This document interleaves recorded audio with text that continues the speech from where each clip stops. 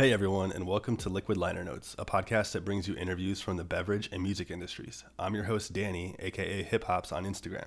For this week's episode, I have a talented singer-songwriter who has 7 award-winning family music albums. She's an educator and a social justice advocate, Ann Torralba, or as you may know her by her stage name, Little Miss Ann. Hey, how's it going, Danny? Good, welcome. Thanks for having me. No problem. Thank you for making the trip over here and taking the time to record. So like I said, you're a singer-songwriter, but I wanted to start with, how did you get into music, like even in like childhood? Okay, well, back when I was growing up, it was kind of atypical to have a guitar in the house. I'm a little older than you. And I remember I went to some like high school thing where they were like playing music. It was like a Christian group. I'm not really, anyway, that's a whole other story. But they were playing music, and it was like, I hadn't really seen any live music ever. And I was so drawn to the guitar, and I thought it was religion, but it was actually the guitar.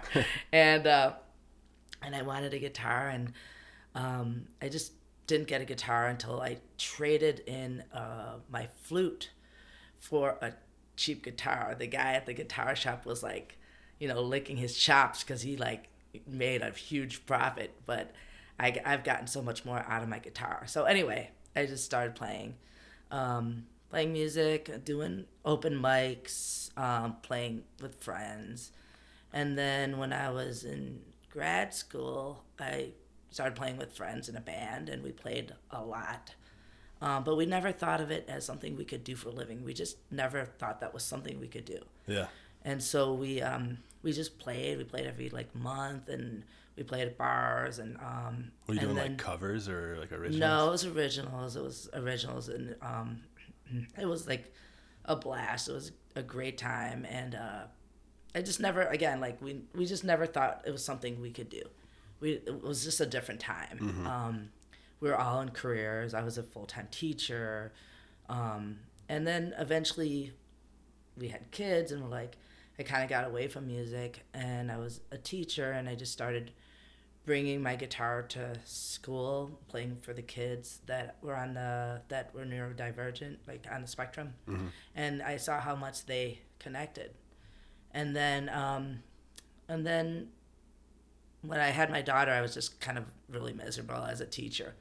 And then we went on, so then I decided to quit, and I started working at Old Town School of Folk Music. And at the time, someone that was a buyer for a place called the Land of Nod, which was a really, you remember it? Yeah. There was one over by Crate and Barrel in like North and Clybourne area. Yeah. And they were like really out there with like kids music. Like they were having in-store concerts, and I would play there. And anyway, they the woman that was a buyer, Christine, she handed me like 3 CDs, and she's like, you need to make a CD, because her daughter was in my class. And so I did it with very little knowledge and I didn't really even know what I was doing, and I didn't expect to have a band. I didn't expect to go on from that, but it just really seriously has been busy ever since. Yeah. I've never stopped, and I love every moment of it, and I love it more and more every day. So. Yeah, and correct me if I'm wrong, but it's been like 18 years now that you've been doing music. It is a long time.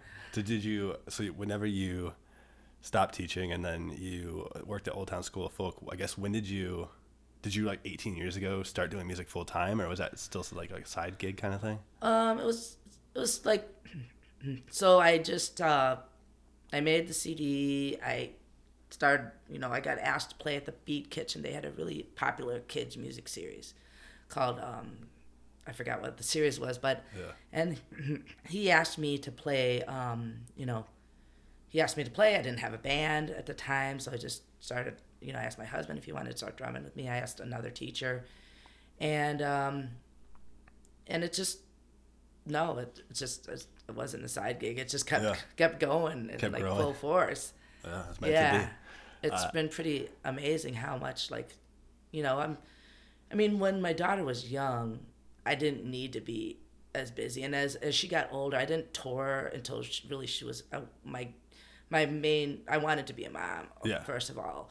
And then, but it was convenient too, because it worked out really well to do weekends or things like that. But as she got older, I started touring more. Yeah, and something you could bring her to when she's younger too. To, Yeah. Like, to the kids, the shows. Yeah.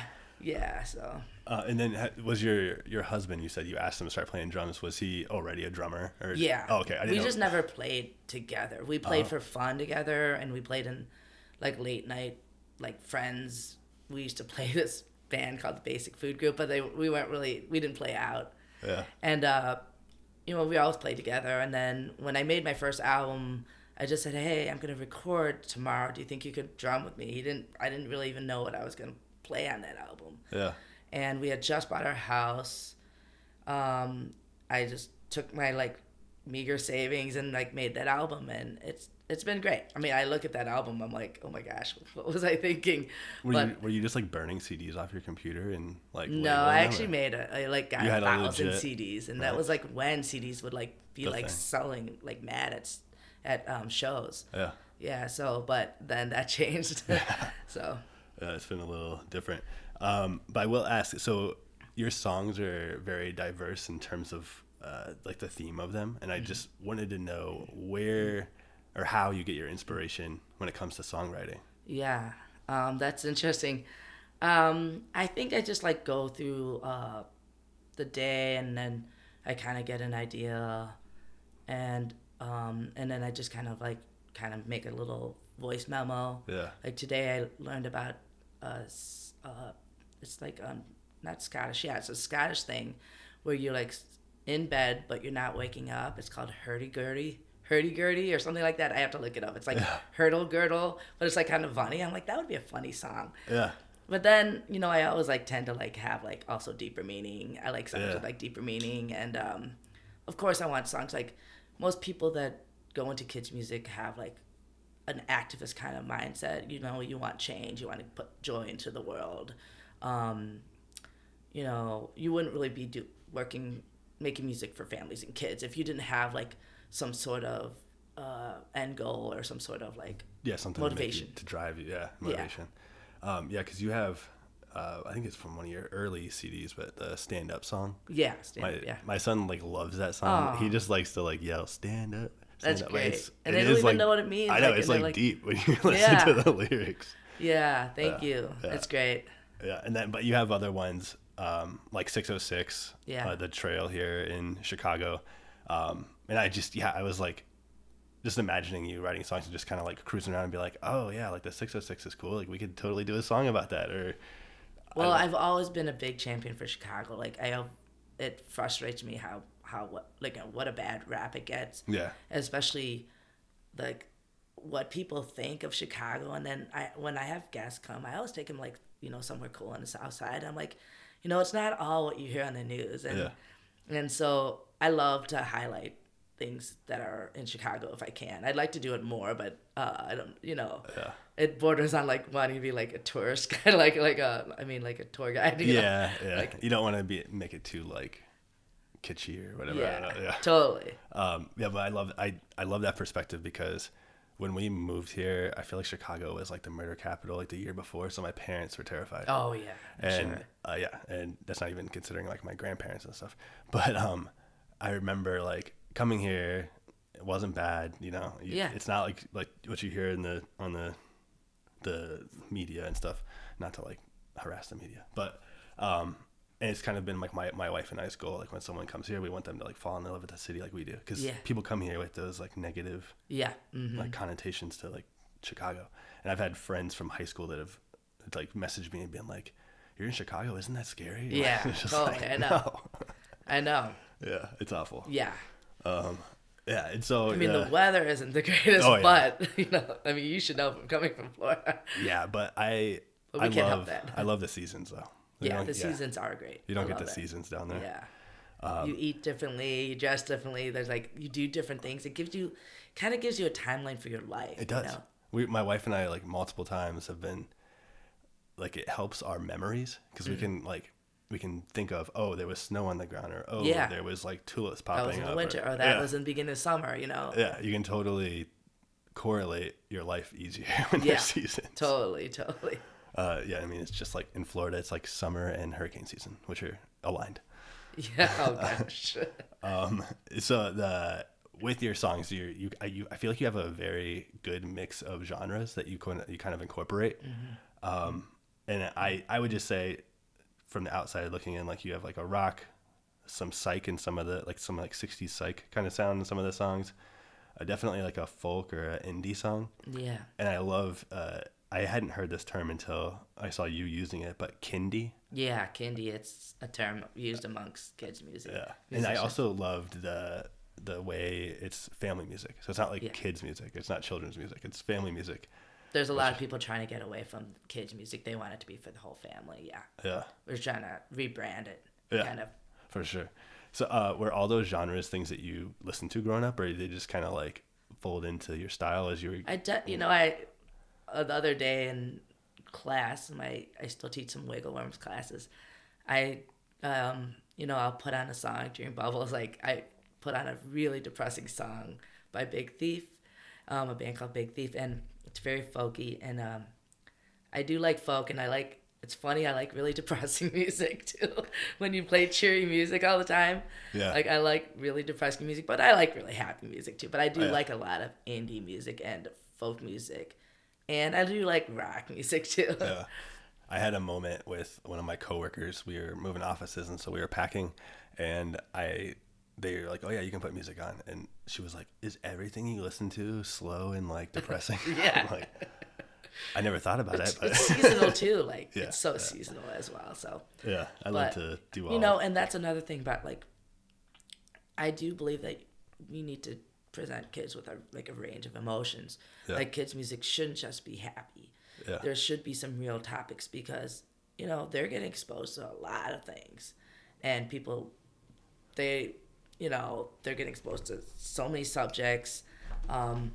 So it gives us opportunities to talk about real things. So my new album, I have a song called "The State of Maine." It's about someone getting excited to go to school and see their friend and sit near their friend, and then they find out their friend moved away. And it's like, it's sad, but then they end up FaceTiming and like talking to their friend, and they're gonna come visit. But it ends happy, but there's a range of emotions. And I do think it's like we're doing an injustice to our kids to only present being happy all the time. Yeah, because if they feel something else or experience something else, they think it's like abnormal, or and they want to. I could see that making them more inclined to like bottle it up, kind of. Yeah, totally. Yeah. And then you're also guiding them through emotions. Like if, we're not gonna be like having like angry music or anything like that, but like talking about what being angry or being sad or whatever. So you had a song. I think it was one of your newer ones about making mistakes, like maybe take a breath or something. Yeah, mistakes. Yeah, it was called Mistakes. And it's just about like how we grow from our mistakes, and like we really have this perfectionist society that like we expect kids to be like, TikTok sensations at 10 years old, and I think like we need to teach kids it's okay to make mistakes. It's okay, like you don't have to apologize every time you do something wrong, or like these are, as long as they're safe mistakes, of course. I mean, we don't want to be putting gas on anything like a candle or anything like that. But so anyway, it's the educator in me, because I am a teacher first, and then for years I didn't even identify as being a musician. I just identified as being an educator. But I am gonna get back to your teaching stuff, so okay, be ready for that. Cool. Just as a heads up. But the way you do your music, so I kind of went over like how you write your songs, what the subject matter is, and then the genre that it is. But you're also very interactive with all of your songs. Oh yeah. Which the first time that we saw you perform, it was at a birthday party. Oh yeah. And like it was just wild how quick. Was it Linus's? No, it wasn't Linus. Oh, it was, okay. No, I didn't remember his name. Yeah. Okay, that's okay. Yeah. Probably shouldn't say names anyway. Kids' names. But I was amazed with how quick you were able to engage all the kids and how they all like stuck with you like the whole time. And it was like you've heard that like the expression herding cats. Like, it was pretty amazing. Yeah, I do. I love interaction, and I love getting the adults involved too. It is, like people walk through their lives like so serious sometimes, and it's like I'm a big pickleball player, and I'm like, everyone's so serious sometimes. I'm like, can we have fun, And I think Filipino culture is very community oriented and very like the parties were always just crazy and fun, and I like to see a room full of joy, and if I'm the source of it, I mean I feel like I've made my legacy right there, It's a good mission or Yeah. life outlook to have, Yeah. for sure. I mean, maybe it's fleeting. I've actually also like I always bring it back to like more serious things too. It's like I've also like played for people who've lost parents and who've lost like their own child, and like have had to do things like balloon launches for people who've like lost a kid. Yeah. So like you never know what people like when people are coming in the room, and like people have come up to me and said something tragic in their lives that happened, and how that moment was like really really meant a lot to them. So I never assume that like everyone comes from this perfect family, perfect life. Yeah. And that we're just all sharing this like moment of like 45 minutes together of just like being happy. Yeah. So Yeah. That's deep. yeah. Yeah. I know. Yeah, how do I follow that up? No, I'm just kidding. So for instruments, you play. I already mentioned you play the guitar. You mentioned you play guitar. Is there anything else that you play? I play ukulele, or ukulele, you're supposed to say. I play drums and bass. Yeah, and yeah, that's it. and then you have a backing band, which we already mentioned. Yeah. Your husband's the Yeah. drummer. Yeah. Do you want to mention who? Sure. else? Patrick Milani's my drummer, and then Carmen Taglia, who is I used to teach with him and he's a bassist, and then Jeff Weisfeld's he plays the ukulele and the electric guitar. Oh. And I've been playing with them for a long time as Yeah. well, like 15 years or so. Wow. Yeah. Yeah, it's a nice little. I haven't. I saw you guys live at the Andersonville Fest, Yeah. the Midsummer Yeah, Fest, it's fun. with the whole band. But it's definitely entertaining. They're fun. They're a lot of fun. I mean, we're friends. Like like last year went camping, and it was like us four, and then Jeff's wife, and it was a blast. I mean, we just like love each other so much. Yeah, Like we spend time outside of. Yeah, you can tell that they have fun with it. Like there was a couple times you had kids up on the stage, doing the motions and stuff and singing along, and like they were all interacting with the kids while they were playing. It's just like you could tell that they have like that same mission of making people happy, making kids happy. They're good guys. Yeah. So a day in Little Miss Ann's life, because I know you're very hands on with everything you do. Like you kind of do a little bit of everything. Yeah. What does that look like for your career? Like Sure. I do I do a lot of educational stuff. I do a lot of library shows, and kids music is a lot of like doing a lot of it yourself. Yeah. I do hire people for certain things. I just did a recording for my 8th album in Hudson Valley, New York, and it's the same producer I've had for the last 4 albums. His name is Dean Jones, and he's incredible. He's a Grammy-winning producer, Grammy-winning artist, and so he knows what he's doing. So I hire him, or I hire someone to do like videos. But as far as like, I do a lot of my own booking throughout the country, and updating my website and keeping my t-shirts in stock. But I also do like professional development for teachers about the importance of music in early childhood. I'm also very, very involved in like social rights activists with I'm a Recording Academy governor and a DEI ambassador, and I'm also on the board of the Children's Music Network. And I'm also has been very involved in pushing for more diversity amongst not just amongst family music artists, and also like in genres and just representation for all kids. Yeah. So how often are you working on the music itself? Music itself, well, I've been trying to do an album like a year. Maybe it goes a little bit longer than that. Yeah. And so I'm working on an album with my friend Susie Shelton. She's a Brooklyn kids musician, and she's been doing it as long as I have, maybe even longer.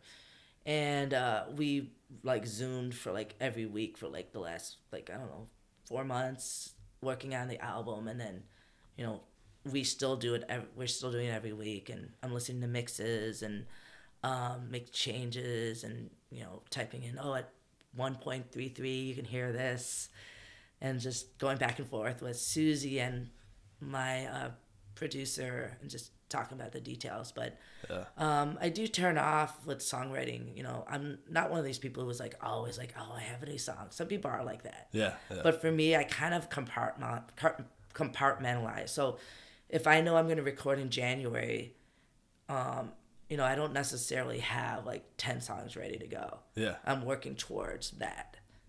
Yeah. But I usually have a handful of songs I'm like have been in the back of my head. Right. So yeah. No, it's interesting. I just know like everyone has like a different way of doing it, and it's just always intriguing how creative people do it. So yeah. It's curious. And your friend Susie, Shelton, I know you guys even did a lot. Not to like bring up the pandemic, but you guys did a lot of stuff during the pandemic online. There's a lot of YouTube videos that you had out, online concerts. Yeah. Yeah. So I feel like you collaborate a good amount. A lot. Yeah, we do a lot. And collaboration is so much, it's just so much more fun. And a lot of people in the kids music world, we collaborate a lot. Okay. Yeah, I was going to ask if that's something that's like kind of common. We're like, it's like a love fest. We see each other. Like we get together a lot in Chicago. If someone comes into town from New York, we always get together, all the kids musicians. If I go to New York, I was just in New York, and I just went to this thing at Brooklyn with a bunch of kids musicians from around the country. Next week I'm going to LA for Grammy week. I'm not going to the Grammys. I'm just going to a lot of events that are surrounding the Grammys, and like I'm gonna see like everyone again. Yeah. It's like almost like college friends. Yeah. We're such a small percentage. Like not a lot of people do what we do, and we're so supportive, and it's a job that it's just fun to talk to someone else who does it. Yeah. And we're not. I don't think we're competitive. Maybe we are, but we really try to support each other. That's good. Yeah, because I feel like there's a space. Because like you said, there's not a ton of you, so it's like there's space for everyone. There's a lot of kids. Yeah. Oh yeah, there's a lot. They all have different interests. It's somebody asked me like. I feel like I'm definitely a different person than I was like 15 years ago. I must feel much more confident. Just more stable, and like I know that I'm gonna be like I have a lot of work. I'm booked. I have some bookings in 2025 and things that. Yeah, so it's just kind of like I don't feel the same like insecurities I did when I was like. All artists and all musicians have some sort of insecurity, but it's definitely nice to feel like my work of being passionate. Your dues, I paid my dues. You paid your dues. You got yourself in a good spot where you don't have to stress about it, and you can have fun with it. Yeah, I love it. I still love it more than I did the first day I started, and for different reasons. Yeah. I do want to ask. I'm going to get into the teaching stuff next, but I wanted to ask your cartoon character that you have in like some of your sing-along videos. Oh yeah. Is that something you had somebody else do also? Yeah, somebody else. I wish I could do that, but his name is Alcides, and he is amazing. He's done a bunch of my videos. There's lots of different pockets, like especially during the pandemic. I did a lot of virtual shows. I did a lot of videos for people. Like people hired me to do videos. Mm-hmm. And I found myself doing a lot of different things. And I really, when things got better, I really had to focus on, okay, what are the things I love to do the most? Yeah. And so I love to play out, perform, and I love to record. So those are the two things I focus on. But I also do those other things. I just don't want to do it all the time. And some people want to be on a TV show or a video, YouTube. Like, that is like... I'm not that person. I just want to make music and I just want to play out. Yeah. But some people want like I want to be Miss blah blah blah and like be on YouTube and that's cool. That's just not my thing. Yeah. Yeah. I can feel that. Something I've heard you refer to yourself as is a teaching artist. Yeah. Can you just speak on maybe what that means versus just a standard artist? Oh, that's a good point. Well, a teaching artist like can go into the schools and do various things. It might be songwriting. It might be a workshop. It might be, working with the teachers. So I think it has the educational element. That's what I think it is. I could be wrong though, but that's what I think it is. No, it's fine. I didn't know. I didn't know if it was like if it meant your music had a educational tone to it, or if it was something else. It's funny because there used to be like Kindy kind of came about because there used to be a very only educational music, and then Kindy came out because there was like more genres and like, rock and hip hop, different things, but I feel like a lot of us have found our middle ground between education and I mean not hip hop. Yeah. I'm just thinking hip hop's and Kindy, which is like kind of more like something you'd see at like Lollapalooza, kids stage, or Austin City Kitty Limits and all these great places. Austin Kitty Limits. Yeah, I haven't heard Austin of that. Kitty That's funny. Limits. Yeah.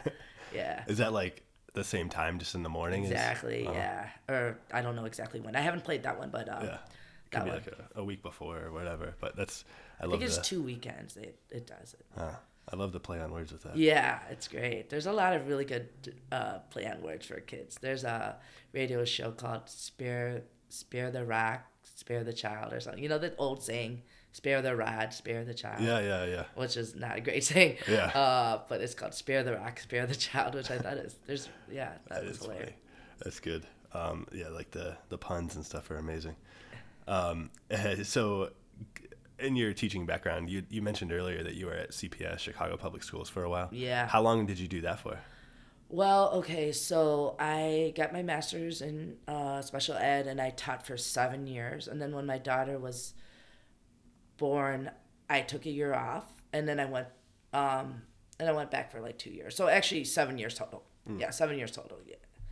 And then it was really hard to step away. I wanted to work part-time, but this wouldn't have occurred if it wasn't for making that decision. Yeah. And I never regret it one day. Yeah. It's been a wonderful ride. Yeah. And you had mentioned earlier that was like a special education teacher. Yeah. For kids on the spectrum. Yeah. And it's also, like you said, that's when you started bringing the guitar into the classroom, and so it kind of spurred what you're doing now also. So I just saw they really connected with the music in a different way, and it just was amazing to me to see that. And since then, you've been doing early childhood workshops. Yeah. And you focus on mainly kids that are like 6 and under, from what I've read. Yeah, early childhood, yeah. And that's working more with the teachers or the kids? Yes, the teachers. So I just went and did one in Wichita, Kansas for the library association there. And it was teachers and librarians, and about how they can use music in their everyday, how to make it accessible for teachers, but mostly to show what are the benefits. Yeah. But it's like hands-on. Yeah, I don't want to like giving your trade secrets away, but like, are you doing like a PowerPoint presentation kind of thing? Yeah. I do the whole PowerPoint. I do all like multimodal, which means like I show video examples. We do songs together. So you're not like teaching them instruments, but you're maybe showing I'm just showing them like I will show them songs they can do. I show them how to use it in their classroom. Like, let's, for example, not just music, but sounds even. Like when they're reading books or when they're like transitioning from one activity to the next. It's a way for for teachers to have a less stressful environment and have a more fun environment if they can be consistent. Yeah. So utilizing music in regular day activities that they'd be doing anyway is kind of... Yeah, like for example, everybody has a phone. Most people have a Bluetooth, some sort of speaker. Like instead of saying line up to go home, get your thing, saying it over and over, like people can put a song on like Hit the Road Jack and Don't You Come Back, and then like be like, can you do it? Can you line up before this song's verse? over. Yeah. And it's like a way to like, it's such a stressful environment to be a teacher. I mean, I can imagine. I'm stressed out with 2 kids. 2 kids, yeah. But like, if there are ways or tricks to like get kids to like be tricked into like doing things because they are having fun, music is the way to do it. It's like when people like put kale in brownies. That's what I always say, you know. Kale and brownies. I love kale. I do too. I had some tonight. And then this might be the same thing that you had just spoken about, but I saw, I just jotted this down because I saw you post about doing it, but you were at UIC, University of Illinois, Chicago. Yeah. Was that, you were talking to students there though? Like that one I was talking to college students that were going to go into education, mostly education or education administration. So it's kind of the same structure. Yeah. Similar structure. Yeah. And I also like, I mean, for years and years and years, I just like hit the pavement and we're like playing. And then maybe like 8 years ago, I started doing these workshops. And I think sometimes like you can do, but it's also good to think, you know, like, why are you doing this? Like, why am I doing this? Am I just playing music but if you have like a reason behind it, then it helps me to be more passionate, like, and have intention. Why am I doing it? So yeah, and I think that something that's like drawn me to you as a children's musician that my son likes, and it's definitely a lot easier to listen to like your stuff than a lot of other stuff. I'm gonna send you a playlist because there's a lot of really good. Sounds good. He'll like it. We've been making him a playlist every time he likes a song. We like add it. Oh, cool. But I was gonna say something that draws me to you is that I feel like you're so connected with the community, like be that the children's music or family music, or the city. I feel like you do a lot, and then just sort of like the passion you have for it that shows through the teaching stuff that you do. Thank you. I appreciate that. It just feels, it makes you feel genuine. Thank you. I appreciate that. A lack of a better way to say it. You know, I think at some point, anyone who does a job that's not typical, you're like, okay, is this the year I get, you know, my desk job? And there was definitely like some years I'm like, wait a minute, is this a real career? You know, should I be doing something that's more like quote unquote responsible especially if you have your own kid? Yeah. But I realized it's a calling. I'm really lucky to like find something I halfway good at and that I love to do. And like, not everyone gets to find that. And, so, you know, it's worked out luckily, but I'm sure, you know, during the pandemic, there were people who had decided to do something else because it wasn't sustainable. And you have to have like a little bit of like a business sense when you're an artist, no matter what kind of art it is. You have to have like 10% business sense. Otherwise, you're doing 90% your art, 10% business. And if you don't, then you're doing 10% your art and 90% business. Like, not saying anything against business. But I'm saying that like you can't just play to an empty room. Like, would I love to like go into the woods and go camping and not look at social media? Yes. Yeah. But sometimes that's how I feel. But I also don't want to play to an empty room. You know, like I want to play to people and people want to know where I'm gonna be. So I have to. So those are the kind of things that, yes, like I love to do music. I love to play music for kids. I love to create music, but you also have to do some other stuff to have a sustainable career. And I feel like during the pandemic, not even just family musicians, but it was like everybody, you almost had to have like a technological background to be able to open up the avenues for, like you were saying. It's almost like, I can't remember what's that website where you can like order people to like, that Fiverr, like, whatever. Oh no! It's whenever you like order them and they like send a video like, "Hey, so and so," it's like a celebrity. Yeah. Or whatever. I can't remember what you call it. No, I know what you mean. But like being able to think to do that and then have the like technical ability to complete it is something that I'm sure separated some of the musicians because totally yes, it doesn't come natural to everybody. Well, I was like when the pandemic hit. Like, I had my, like, amps and all my my, like, stuff, like, ready to go.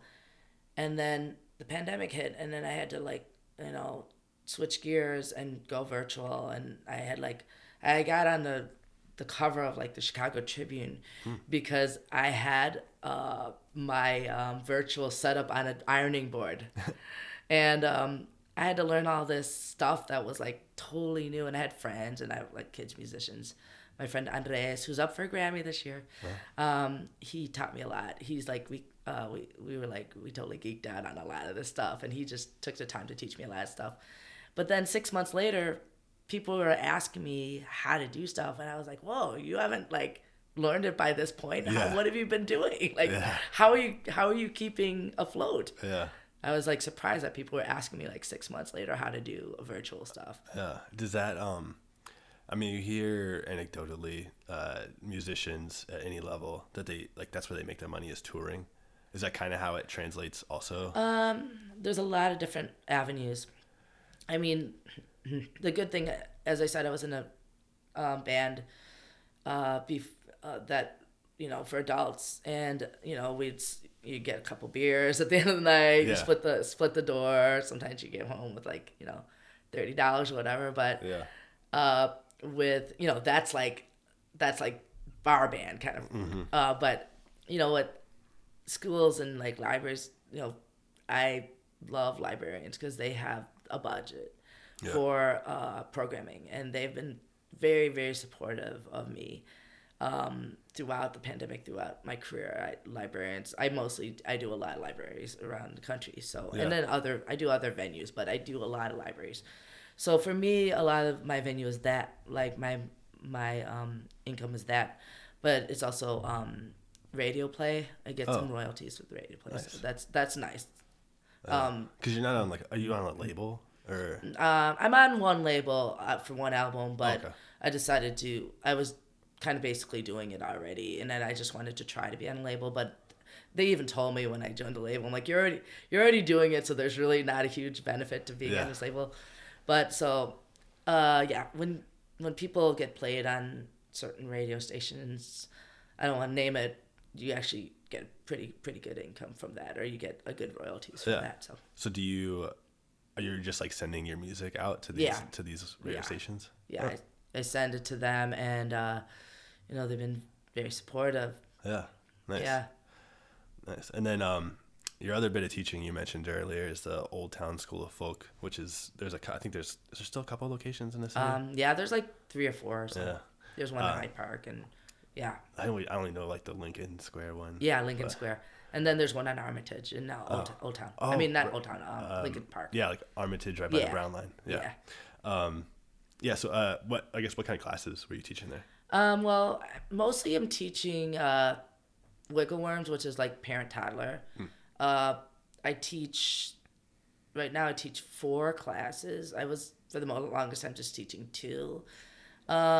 It's honestly, it's like I go so many different places all the time that it was kind of like my place that I can be consistent and see the same people. It was for like my own mental health, honestly. Yeah. Just like also like it's nice to like leave the house and go somewhere that's the same every week. Yeah. So in the summer, I'm just like driving around Minnesota by myself, or Wisconsin, or like driving around like Virginia by myself, sometimes doing library shows, or sometimes I'll hire people for a band or whatever. So it's crazy. Yeah. So you mentioned this a little bit earlier, but I just wanted to talk about some of your, I guess, affiliations, for lack of a better word.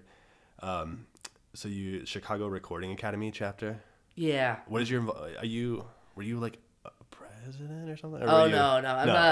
I'm a governor. Governor. That's what it was. I was I knew there was some title. Yeah, go ahead, and then I'll. No, that was. Yeah. I was just gonna. I didn't know if that was somehow affiliated with being able to vote for like the Grammys and stuff. Yeah, I do vote every year, and I'm a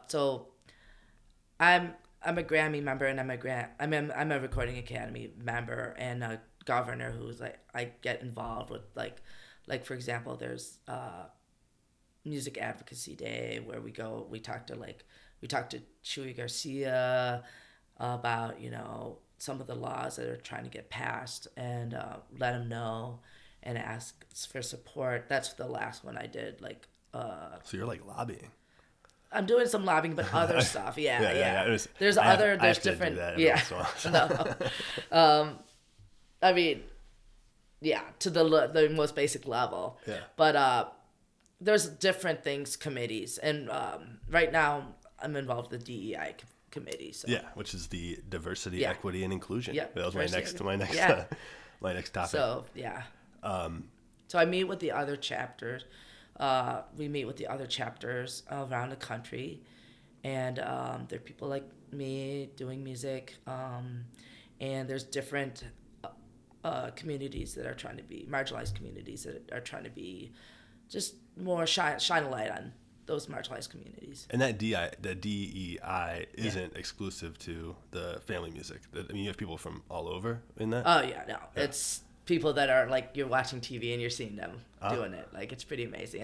I'm not really supposed to go too into that kind of stuff, but they're like, when we're watching the Grammys, there's a lot of people there that are at those meetings. It's pretty cool. Yeah, I think it's cool. And I've listened a couple other times where you've spoke about trying to increase diversity and how being a Filipino woman, like, there wasn't many of you before. Maybe there's more today. But when not really, but there's more diversity for sure.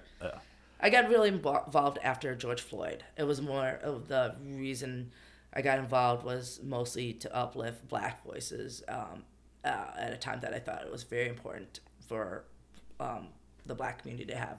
And was that role models. The family music forward? Yes, and we were written up in like Rolling Stone and Billboard because there were some activities that were involved the Grammys because like 3 of the 5 nominees declined their nomination because there wasn't any diversity that year in the nominees, although there were a ton of BIPOC artists that had submitted, but there was no representation there. So we did a social media campaign, like it was just saying we see Black families, and just about so we got really involved in that. And then after, I decided afterwards that I should really see what's going on in the Recording Academy and be involved and be maybe be a governor. And I have to say that I did have a misconception about the Recording Academy. The Recording Academy is extremely diverse, and they really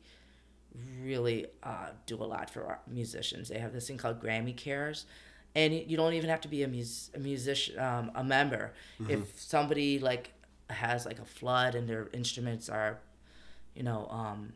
ruined, or if somebody has a, hospital bill, Grammy Cares will pay for musicians' care. It's pretty amazing. And so a lot of focus gets put on the Grammys, but that's really just within the Recording Academy. They say that's just one day. There's so much other stuff that they do.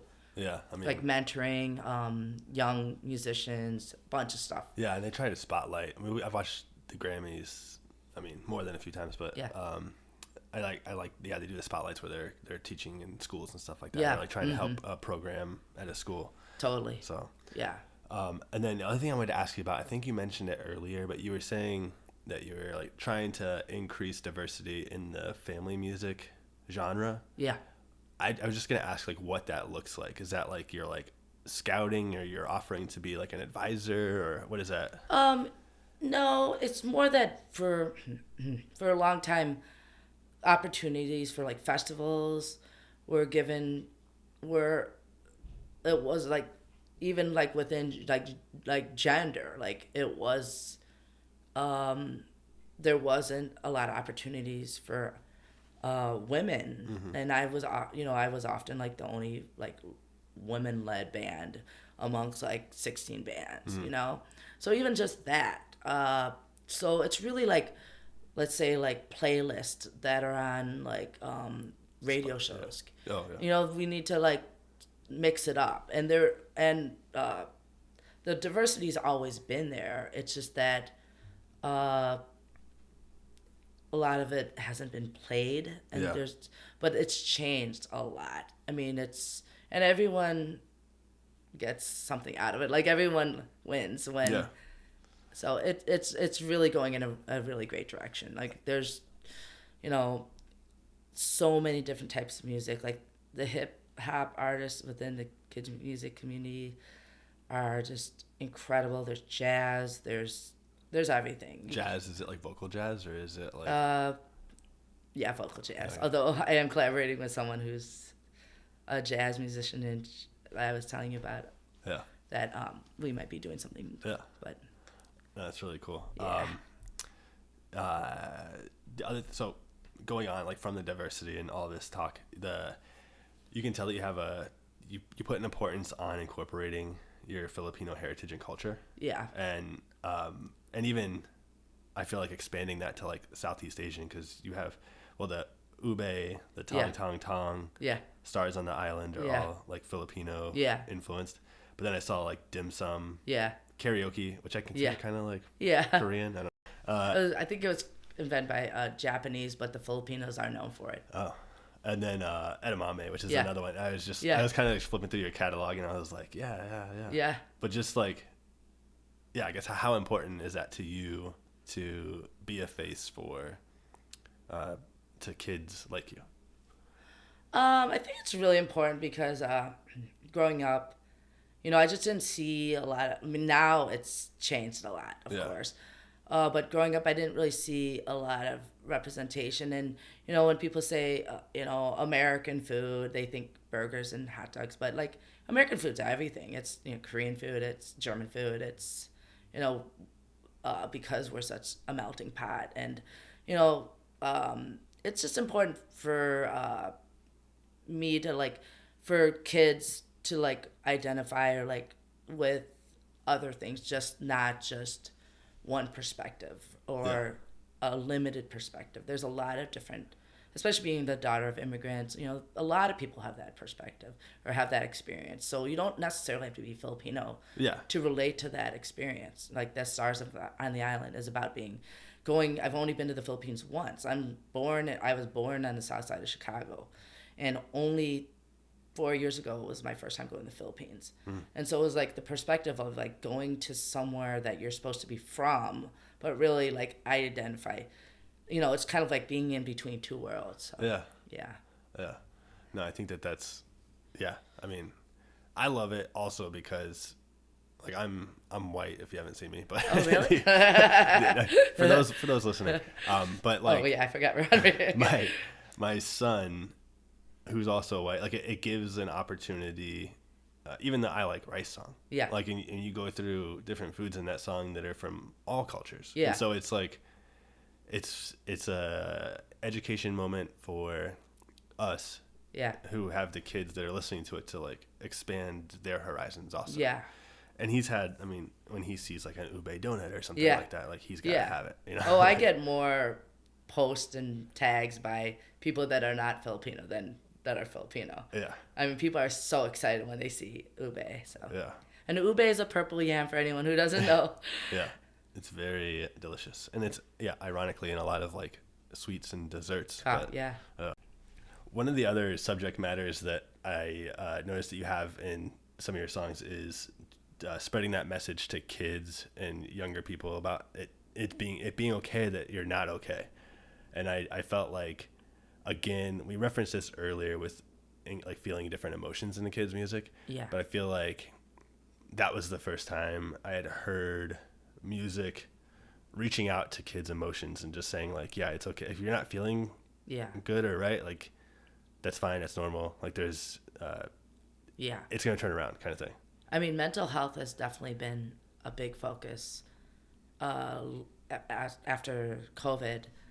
And, that starts really, those kind of conversations start very young about different emotions. And, just recognizing when it's too much and you need help. Everyone needs it. And sometimes I sing songs, again, it's family music. Sometimes some of those songs are aimed at parents, Some of my, messages are not just aimed at kids, but kind of cloaked in this, kid music genre. But and I say that in my classes too, like, you're not alone. There's always someone there. You just have to let people know. Yeah, and I think I just realized I forgot to say the name of the song, but it's Take a Deep Breath. Yeah. And that one, yeah, that sort of goes along with that line, but it just wasn't one of those ones that when I'm listening to some of your songs that like something sticks out to me, like I not that I shouldn't be hearing this, but it's like I'm not normally hearing this in like kids music or whatever that I'm normally listening to. Yeah. And I think thank you. Yeah. And it's just like, that, taking a walk is a very simple thing, but it can like change your whole mood, or just taking a nap, just like taking a rest. Like, this is for anybody, that if you're just getting overwhelmed, sometimes you just need to turn it off, take a rest. So for sure. And going into that line where you were saying that some of the songs are two parents, I just wanted to ask, like, how I was imagining how you have to maintain social media. Yeah. But like most of your target audience, in the sense of like the majority of people are listening to your music, outside the parents listening to it because the kids are listening to it. But yeah, I digress. But the like your target audience is people who aren't even using the platform. Yeah, that's true. But you still have to engage, and like it's almost like you're targeting. I'm definitely targeting the parents. Yeah. Because they're the ones that put the music on most of the time. They're the ones that take you to shows. They're the ones, like, if you're an author, they're the ones that are going to take you to the library, buy those books. Yeah. So it's definitely aimed at, like, the parents make the ultimate decision of what they want to expose their kids to. And the story you shared today, I was actually on the Blue Line on my way home today, and I saw you shared the one where it was like point of view, like you get directed to me because it's like not a song that came from a movie. Like it's kids music that doesn't come from a movie or whatever. Yeah. Well, I had a funny situation where, so I sometimes play with a fiddler. I've been playing with her for over 10 years, Anna Jacobson. She's incredibly talented. And her husband, Evan, are both amazing musicians, and they have 2 young kids. Anna started playing with me before the kids. Anyway, this year, I asked Anna if she wanted to play with me in like Portland. It was like in rural Oregon. So she's like, well, can I bring my family? I'm like, sure. We had they got us 2 hotel rooms. And there was a point where we decided to drive out to Crater Lake, which is this like beautiful nature state park or whatever. And I had the 2 kids. I was in the middle of the back seat with the 2 kids on both sides, and they're in front, and these are musicians. And we were playing a game where we were singing songs. And even the kids of these 2 musicians, like, all they wanted to play, sing were like Disney songs, even though these kids are like exposed to like classical music, like every type of music, and it just made me realize, like, wow, even if like these 2 like working musicians kids only want to listen, only want to sing, it's just, and there's nothing. I love Disney. I watch Disney movies all the time, and I loved like Encanto. I mean, I love those songs. Yeah, that's a great one. I loved Matilda, but there's a whole range of music out there, and most parents don't know about it. Well, a lot of parents kind of step away from like like learning about new music in general, and like fall back to their like music from like when they were in high school or college. But there are people out there that are audiophiles and love music. Yeah. And I do have faith that one day they'll find out how incredible the family music artist scene is. It really is an amazing group of people. Yeah, I haven't like done a ton of research on that, but I'm one of those people that I don't like listening to the radio. But there are so many people that don't take the initiative, like you were saying, to find music. Like they just listen to whatever they're like. Yeah, whatever they liked when they were like, or whatever 17 or whatever. Yeah.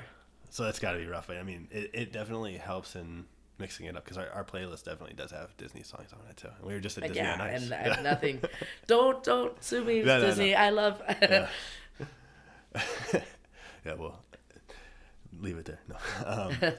The do you have a favorite place, a type of place to play? So like you kind of like do festivals, libraries, traditional theaters, kids' birthday parties. I might be missing something, but digital, online. I mean, there's, I just played at this. I like to play art centers. I like, Old Town School Folk Music's a great place to play. And one thing, where I played at this place in Cabot, which was just in Massachusetts. And one thing that I think is awesome about those kind of venues is that they say that they're investing in future music lovers. Mm-hmm. And so I think all those art centers and all these music venues should be having series and not look at it as, I know that it is about money, but they also have to think this is like how they get future people who like look at their like, anyway. Yeah. So I personally love playing at like bars. I love playing at Fitzgerald's. It's one of my favorite. Yeah, you've been there. I love festivals too. Yeah, festivals are a blast. I played at one called Pilgrimage in Nashville, outside Nashville in Franklin. That was really a lot of fun. And did I hear you played at Lollapalooza also? Is that I right? did. I did play it 3 times. Oh, wow. Yeah. They have a kid stage. And even people in Chicago, parents don't know that there's a kid stage. Yeah, I knew there was just from like examining the map. I've only been, I think, twice. Like I went 3 days one year and then just one day in the next year. It's been forever ago though. Yeah. No, I always see, like I love going to Lollapalooza, even though like, most everyone there is like half my age, but I love going to the small stages and learning about new music, and I always like find amazing bands like that I never would be able to see. That many. This year, I was probably rained on for like 8 hours straight. I was like in a garbage bag, but I saw some of my favorite bands, Sylvanesso and the Lindas were there. It was like a really great year this year. I really loved some bands. Yeah, that's good. So I wanted to talk about your podcast. Oh yeah, the Joy Up podcast. Yeah. And yeah, just like how that came about, because I know that you have a co-host. Yes, Michael. Yeah. He's in New Jersey. Did you approach him, or did he approach you, or did you kind of just Michael approached, well, we knew each other just from the community, and he approached me in the beginning of COVID, and I was a little hesitant, and it started off being for kids, but then it started to move towards being for adults, like with parents, and we are just like having fun. We love doing it. And we need to be more consistent to do it. It is. It's hard. Yeah, it's hard. But I love doing it. Yeah, I was say I'm not even like touring across the country, so it's like I can imagine it's pretty hard, especially when you guys are both remote. Like you guys aren't in the same city together, so it's yeah.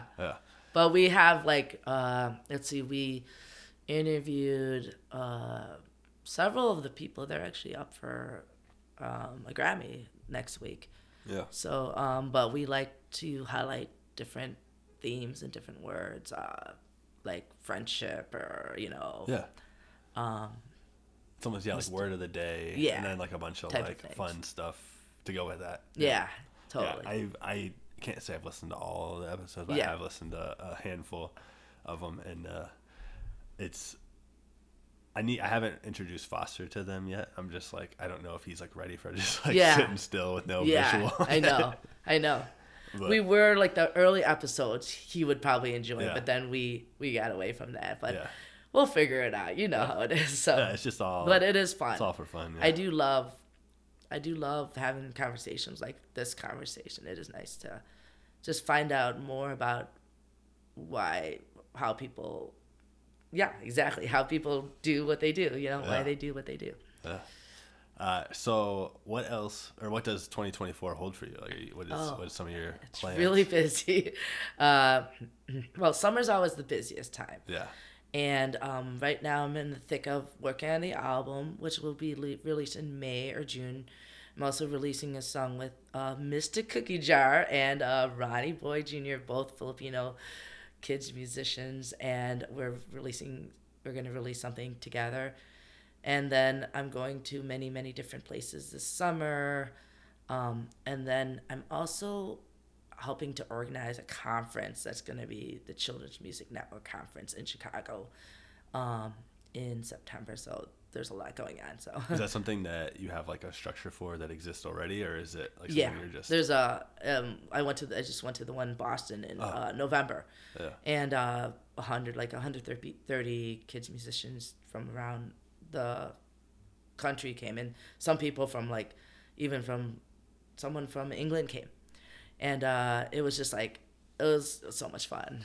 You know, just to be with other kids musicians. We were having like 3 a.m. late night jams, and the writer for Sesame Street was being honored, and we did this whole like mashup of Sesame Street songs for them, and he was like blown away because it was like hip hop and it was rock, and it was just they were like really, I could tell they were really touched that they couldn't believe. I mean, if anyone's gonna get Sesame Street music, it's 130 kids musicians. Yeah. Well, Sure. some of them are educators; they're not all kids musicians. But Do you have, I guess, like inspirations for like within the kids, the family music that you like look to most? who I like to listen to? Yeah, or yeah, just like maybe who you like lean on. Yeah. Yeah, but I know you've talked about some of your friends and stuff like that. Well, definitely like my friend Susie. Yeah.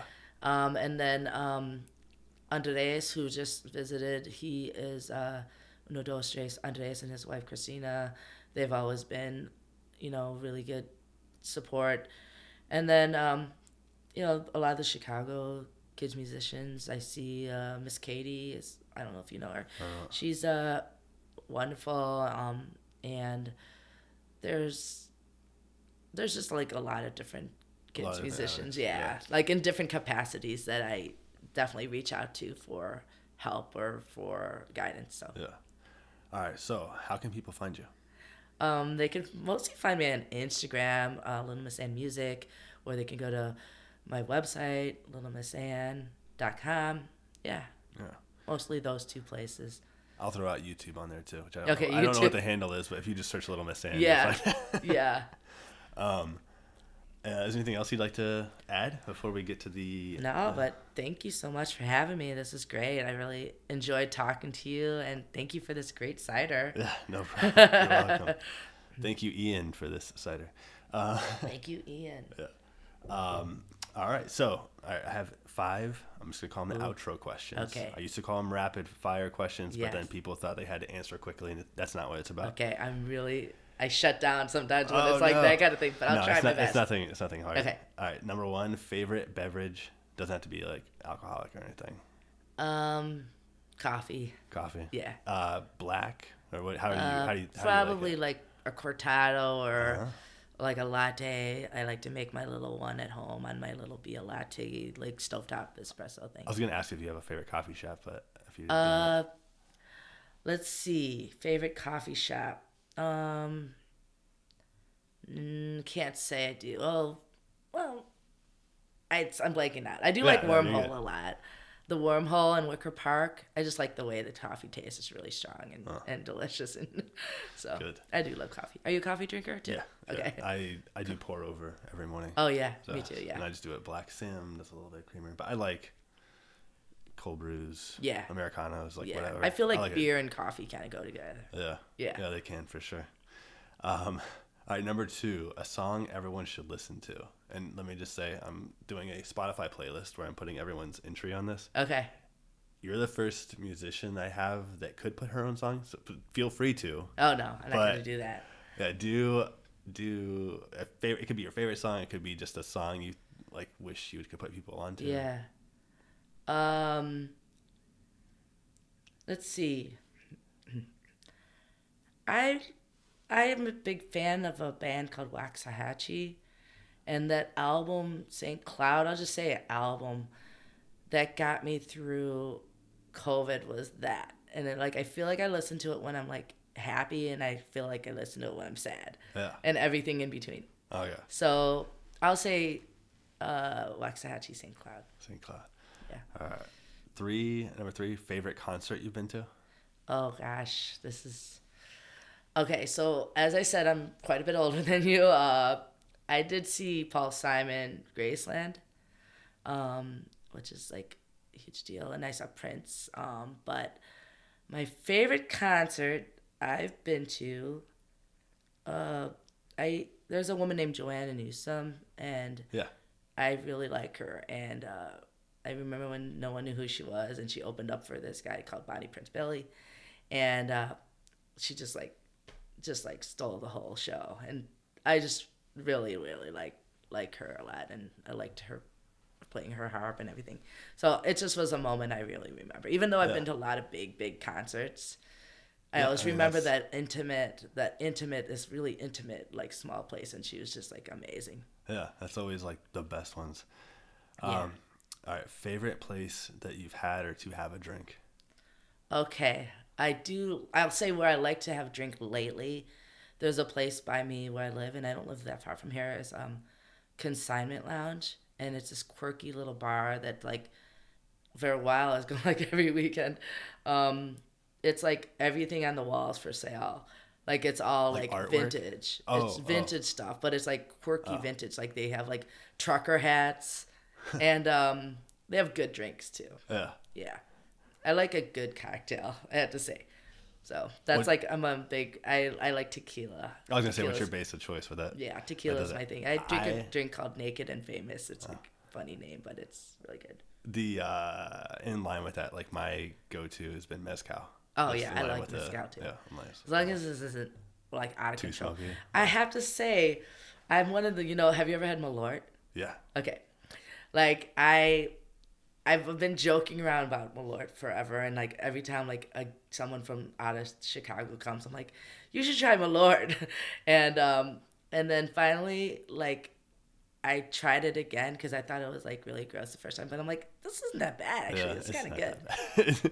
I'm in the camp of it's not that bad, but people act like they're, like, drinking bleach or something. Yeah.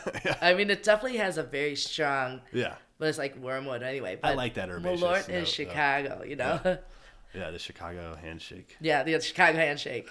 Malort and PBR. Old style or PBR. Yeah. Number 5, what's your guilty pleasure for music? Oh, gosh. Guilty pleasure. That's a good question.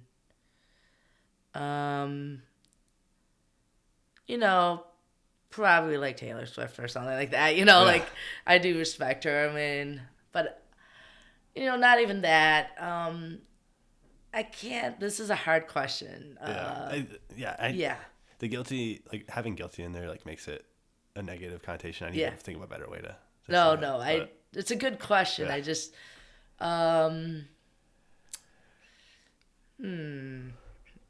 We can just leave it at Taylor Swift if you want to. No, I have to have a better answer than that. How about New Order? I like New Order a lot. Okay. Yeah, it's like kind of a good one to listen to. Yeah. That's it. Okay. All right. Well, that was great. Yeah. Thank you for joining me today. Yeah. And thank you. I look forward. I'm sure we'll see each other around. Thanks for having your family listen to my music. I appreciate it. No problem. All right, everybody. Until next week, drink some new beer and listen to some new music. Cheers. I love the mountains, I love the rolling hills, I love the flowers, I love the daffodils, I love the fireside when the lights are low. Boom-de-yada, boom-de-yada, boom-de-yada, boom-de-yada, boom-de-yada, boom-de-yada, boom-de-yada, boom-de-yada. I love the ocean, I love the open sea, I love the forest, I love the bumblebees, I love the stars above when the night turns to day. Boom-de-yada, boom-de-yada, boom-de-yada, boom-de-yada, boom-de-yada, boom-de-yada, boom-de-yada, boom-de-yada. I love the sunshine,